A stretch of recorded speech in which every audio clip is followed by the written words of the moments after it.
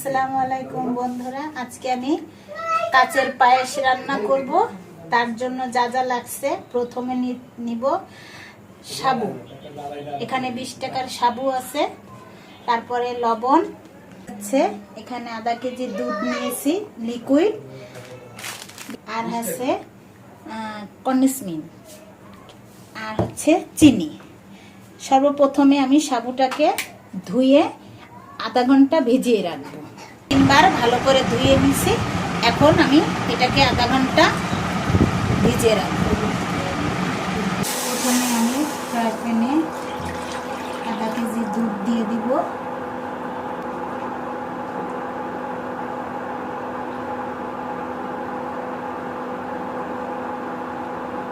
আমি একটু দুধটাকে ঢেকে বলক উঠাবো, দেখে নেব।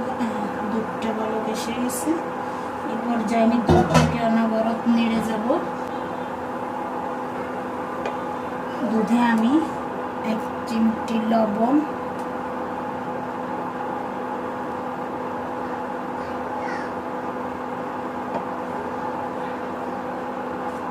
এই পর্যায়ে আমি চিনি দেব 2 চা চামচ।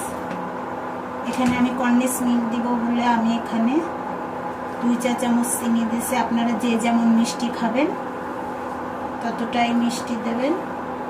চিনিটা আমি একটু নেড়ে চেড়ে নিব। আমি দিব কন্ডেন্স মিল্ক। যে যেমন মিষ্টি খাবেন দিবেন আপনাদের মনের মতো করে। যারা মিষ্টি বেশি পছন্দ করেন না তারা এটা স্কিপ করতে পারেন।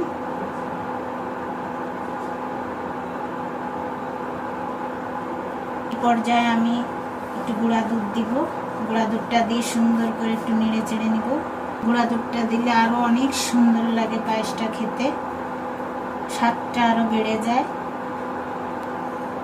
এরপর এটা আমি দিয়ে দেব ওই যে আধা ঘন্টা ভিজিয়ে রেখেছিলাম আপনার সাবু, ওইটা আমি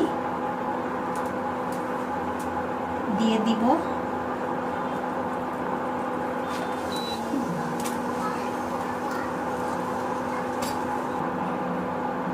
সাবুটা দিয়ে আমি একটু নাড়াচাড়া করব।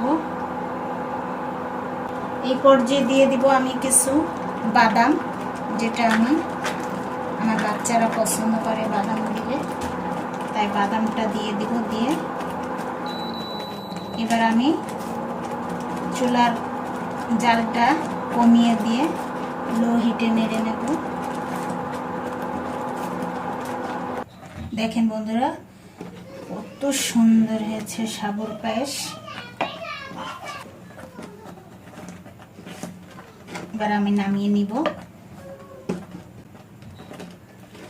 বন্ধুরা, আমার এই রান্নাটা আপনাদের যদি ভালো লেগে থাকে প্লিজ দয়া করে একটা শেয়ার, কমেন্ট, লাইক দিবেন।